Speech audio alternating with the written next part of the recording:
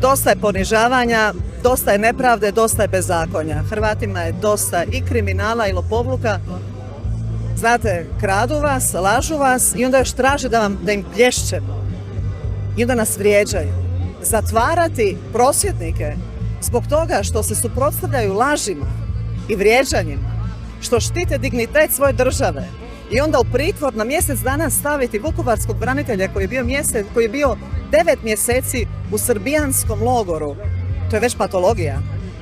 To je kriminal.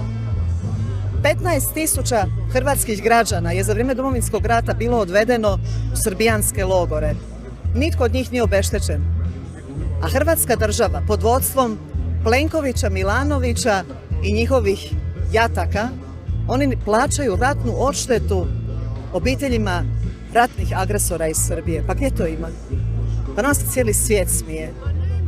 Pazite, potplaćena medicinska sestra koja je primorana pobjeći iz Hrvatske jer ne može zaraditi za svoju obitelj, zarađujući svojih tih 1000 eura u Hrvatskoj plaća porez da bi Milanović i Plenković, Šeks i Šeparović plaćali odštete onima koji su dolazili ovdje, ubijali, silovali i pljačkali. I onda govore o kulturnim događajima. Jel može biti kulturni događaj kad netko svojata tuđu državu? Je li kulturni događaj kad netko ko sije mržnju dođe u tu državu gdje zna kakva je povijest i to namjerno podviruje? Milorad Pupovac po svim mjerilima u bilo kojoj uređenoj državi već davno bio u zatvoru. Što zbog korupcije, što zbog kaznenog djela negiranja genocida. Pazite, čovjek negira genocid u Srebrenici.